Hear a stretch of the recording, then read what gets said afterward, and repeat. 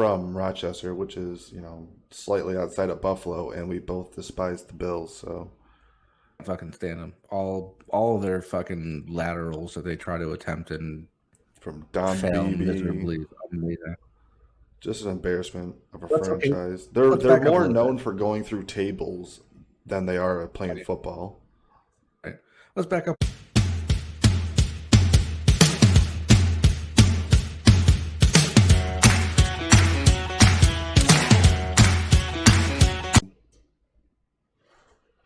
What up, y'all? It's Mikey. It's Nick. We're going to be talking about the AFC East and who's going to take the division, who's going to be the worst in the division. So let's get started. In this division, AFC East, we got the Patriots, the Bills, the Dolphins, and the Jets, Jets. Easily the worst chant in all sports. Especially when that dude had the fire truck helmet on. Like, I get it, New York City, all of their shit, but your team needed help. Like, don't just sit out there and fucking spell. They got a bunch of fucking crank addicts as fans, like that one famous Jets fan. One that tells me a lot. Fireman, that's the guy you're talking about, right? The fireman dude, right? Yeah. But anyway, think about it. This is the franchise that started out with Joe Namath, who was their biggest, marketing ploy ever, if you want to call it that, because I think Joe Namath helped the Jets out astronomically with that. Now they had a bunch of fucking fans or whatever. But ever since then, they had Mark Sanchez and the butt fumble. I mean, that's all they're really known for, right? Yeah, I mean, right. They're known for butt fumbles, Rex Ryan liking feet, and Joe Namath. Sam Darnold getting mono, kissing disease. Right, and Joe Namath being probably the most overrated player in NFL history. I hate that dude. Right. Well, that dude was drunk and he hit on that reporter. That shit was hilarious, though. That dude was out of his mind. It was that Monday Night Football game, right? He was like not even trying to be. He was interviewed. like, "I want to kiss you." Yeah, that dude's. Somebody should have drove him. Hey, so who won this division last year? Somebody should have drove that dude immediately to a rehab center. Oh God, that second. The Patriots with Tom Brady, I'm guessing, right? Oh shit. Yep. The Patriots with Tom Brady definitely took that division. Oh yeah, absolutely. And the Bills made the playoffs, so they came in second. Then I don't know when's the last time the record AFC East sent two players or two teams to the wild card, or like two teams to the playoffs in general. It's got to be the first time in quite a while. Yeah, actually, that's a good point. You're right. The Bills somehow, by some stroke miracle, like I don't know what happened, that they made the playoffs. Like I think they prayed to the table gods. A bunch of lateraling. Like they just fucking lateral the ball when they don't need to. No one's there. I don't. Right, like it happens, right? And I don't know how you do that, and probably the biggest game of your career to that point, just lateraling the ball to absolutely nobody. There was like four. Dude, they were up. They were up, and I'm gonna tell you right now. When I was watching that fucking game, I thought they were gonna win at the beginning, especially when the dude had. It was like a double reverse pass to Josh Allen for the touchdown. The dude had the sick ass fucking Fortnite dance and shit like that at the end, but I thought they were gonna win. Oh, I know.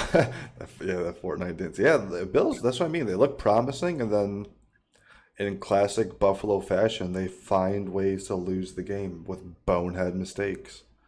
Right. Constantly. That's what their entire franchise is known for.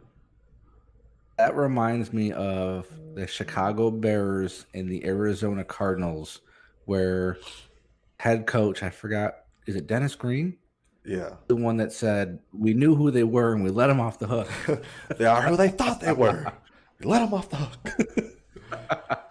Oh, and by the way, Bills are not the greatest. Who goes to four? I mean, granted, it's hard to go to 4 Super Bowls in a row, but you can't win one of them.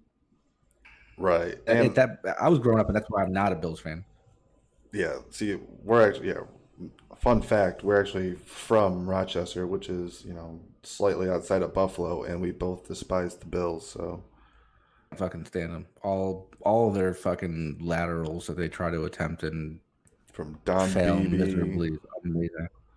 Just an embarrassment of a Let's okay. franchise. They're Let's they're back up a more little bit. known for going through tables than they are at playing football. Right. Let's back up a little bit though. So the Patriots lose Tom Brady and damn near 8 of their starting caliber players to this COVID opt out shit. You have Patrick Chung who took off, Dante Hightower who took off. Your rookie 7th round offensive line draft pick chooses to retire. Yeah, like what is that, bro? What are you talking about retire? You can't retire from something you never did. That'd be like But let me me tell you telling something. that'd be like me phoning NASA. I'd be like, yo, I retire. I'm not doing this anymore. I'm too old for this shit. Right, like what are you talking about?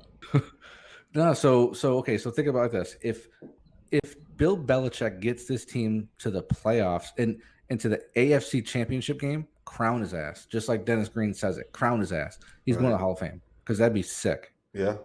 Yeah. If the Patriots can pull out a division title this year, Bill Belichick is a wizard, dude. He is Illuminati. He is an android. He's lizard people. He's Okay, so something. who do you think starting that quarterback role for the Patriots? You think it's going to be Cam Newton or do you think it's going to be Stidham? Dude, everybody put up that smoke screen like they're so high on Stidham. He could run the system No, I like think they are, Brady. dude. They probably are. That's I probably think they why they are high on him. signed Cam to a 1 year deal. But No, I think Cam is cheap. I think he's motivated, and I think because he's motivated, Stidham's going to work harder.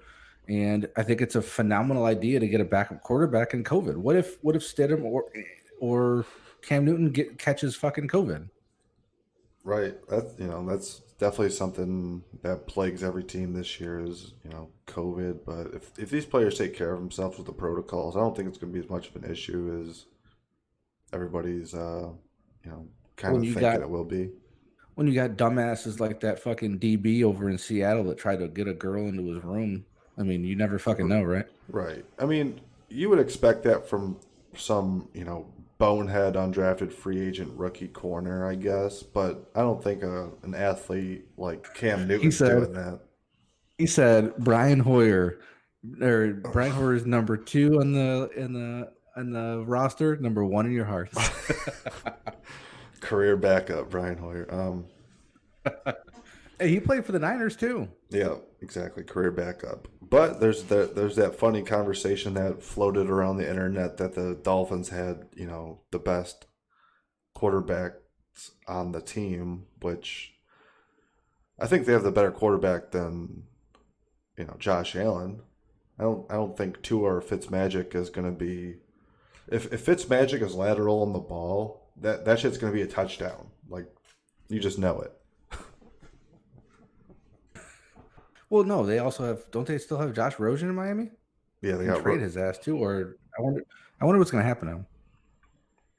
Seems like he's going to be one of those guys who kind of just phases out and just is a career backup or something. I mean, I think he's an above average backup. He's still a backup. Above average backup is still a backup. Yeah, very true. Um, a lot of those teams, the Dolphins made a lot of upgrades this year, though. Yeah, I like the moves they made.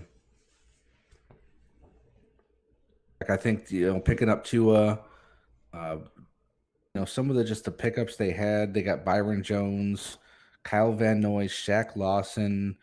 Uh, they got a center, and they picked up Austin Jackson in the draft at tackle. I think they're heading in the right direction. I mean, they're damn sure heading in the right direction, and the Jets are going the opposite way. Yeah, I agree with that. I think the Dolphins are, building a team. Matt Breida, they got some weapons there. Mike Gesicki was a Matt highly Breida, touted tight end. Matt Breida's not. He's not bad. I mean, he's not your 3 down back, but he Yeah, reminds me in a way. And I'm not saying he's like this dude, but in a way, he reminds me of Christian McCaffrey. You can be in the shotgun backfield, and then you can slide out to slot receiver, and he can run routes that way. yeah, exactly. He's that scat back where Jordan Howard's going to be like that first, second down back in between the Right. tackles. Right. All right, But so I'm gonna give you my list since you did yours last, picking the Ravens to win that division, by the way. So I'm gonna give you my list, and we're gonna go back from who's gonna win it to the bottom. Last time we did bottom to top, but AFC East, and this one was close for me to pick, and it's sad because of all the bullshit. But I'm gonna have to go with the Bills to win this division, and the only reason why I have the Bills is due to Patriots losing as many players as they did with the opt out. Um, they lost some big name players. Patrick Chung is not only huge on the defense, he's huge on special teams. You know, I've seen him block a few punts. yeah, So that's for they're gonna miss a lot of big plays from some of those guys out there. Dante Hightower. So I got the Bills winning this division. Not gonna be the greatest record. I think they're gonna win the division at 11-5 or 10-6. Yeah. I think right below them at 9-7, maybe 10-6. Losing a tiebreaker to the Bills is the Patriots because of Bill Belichick and because of the way he schemes, and he knows what to do in certain positions. And I wouldn't be surprised if you see one game Cam Newton starting because they can't stop the run on defense, and then they play another team who can't stop the pass, and they throw in Stidham for experience. I wouldn't be surprised. I see the Patriots there. The Dolphins, I think, are on the come up. I can see them at 7-9, 6-10, more along the lines of the 6-10 next year, with the reps from Tua late in the season. And obviously the Jets. Those motherfuckers, I wouldn't be surprised they lose every game. Yeah, they're at a Maybe downhill trend right now for sure. 2-14. I'll give them. I guess I'll just give them 2-14. That's because of fucking Sam Darnold and Le'Veon Bell. Yeah, That's really why I'm giving them 2 games. they could definitely be racing for that number one spot with all that draft capital from that Jamal Adams trade for sure. And they're going to split the series with the Dolphins. And they're going to beat the Dolphins one game. Yeah, they always play that division. Always plays each other real tight. I remember, was it 2 years ago the Dolphins beat the Patriots on that or 2 or 3 years ago that they beat the Dolphins beat the Patriots on that kick return, that wild play. Right. Oh, yeah, against when Gronk missed the damn tackle. Yeah. Dude, so this dude said he's got first through fourth, the first team is winning the division. He's got Miami, New England, Buffalo, and then the Jets. I mean, that happens, that's fucking crazy. That's cap. That's that's crazy. That's so many COVID issues with New England and Buffalo that Miami squeaks up there. That's all. That's the only way that would happen. Right. What's your take on this? What do you got? What's your rankings? Man, I got the Bills coming in first too. I like Sean McDermott as a coach. That team's got some talent. They have a stingy defense. They drafted Zach Moss to go with Singletary. They're going to be, a physical football team this year, just like they were last year. They're going to run the ball, control the clock. They added Diggs to help on the passing game. So I'm going to jump in right here, and I'm going to remind you of something that you and I actually talked about. We didn't mention yet, and that's the fact that if Cam Newton does start, the Bills have the upper hand because Sean McDermott was his coach. Exactly. He knows how to scheme against him. He knows his weaknesses. He knows what he can and can't do. Go ahead. So what was the first one you had? Who'd you have winning? I got Buffalo taking that division. It almost pains me to say it, but I could see him. Honestly, I could see him winning that division at 10-6. 11-5 would be exactly what I said.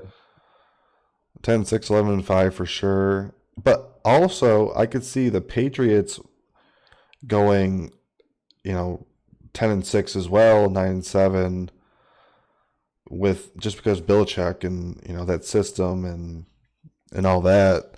But I think as far as like the divisional record would stand, I think the Bills would eke it out with the Dolphins coming in third. I think the Dolphins might show some improvement this season, or they could win 5 games. I think he did. Right. Well, I think just to touch on it real quick because they're pretty much asking thoughts on Tua. I think he's a starter in the future. I don't think he's as good as Kyler Murray. No. I Like think he's a if Super the Bowl caliber quarterback. it's tough though, because like the Dolphins, I don't think they're going to compete for first or second, and first and second, the AFC East are probably going to be two playoff teams, I would imagine. What I'm saying is Tua can be an average quarterback. He can be a Brad Johnson, and he could take him to the Super Bowl. And isn't he coming Do off a whatever, couple but of big injuries too? yeah, his hip. Yeah. I think I don't know. I think he could be a good quarterback, but again, he's not going to win the game with his arm. No, exactly. And I think with when you have Rosen who's been there for a season, you have Fitzpatrick who knows the system. I think you definitely let a guy like Tua sit for a year. That's not going to do anything but help that kid for sure. There's no reason for him to play this year, I don't think. So you have the Bills 11-5, 10-6, and then you Yep. have who behind them? Patriots, 10-6, 9-7 at the worst. I think the Patriots do 9-7. And Okay, then the Dolphins, I think they can improve to 7-9 this season, 6-10. I can And I see it. and then I think the Jets are going to be racing for #1 overall pick in the draft this season. Right. Okay. So he didn't like that we compared, that I compared to Kyler Murray, and I see a comparison. Oh What do you yeah. think about that, really quick, before we end this? Yeah, just real quick on that is, they're similar. I think um I think they pretty much ran the same system in I was college, going to say they really. played in the same offense in college. Yeah. So I think what you see out of Murray is going to be what you see out of Tua for sure. But I think I give Murray a little bit more of an edge on athleticism and like arm talent. So Well, I don't know. I've seen better. Um, this is not saying that Tua's arm talent's better, but I've seen better precision passes. Like, oh shit, he made that throw more than I've seen it with Kyler. But then again, I haven't seen Tua in the NFL do it. So, and I do that. I'm telling you right now, there's one throw against the Niners, and it was fuck's his name, Isabella, that the Cardinals just drafted, and it was an over the shoulder, literally right over the fingertips of Jimmy Ward, and the dude ran for like 75 yards. It was a phenomenal pass. yeah, Murray's got a So pretty good until I see arm. something like that, hey, until I see something like that from Tua, I'm still going to compare the two because they played in the same offense. But Kyler Murray right now is better because he was the fucking rookie of the year on offense in the NFL. So, So that'll wrap that combo up.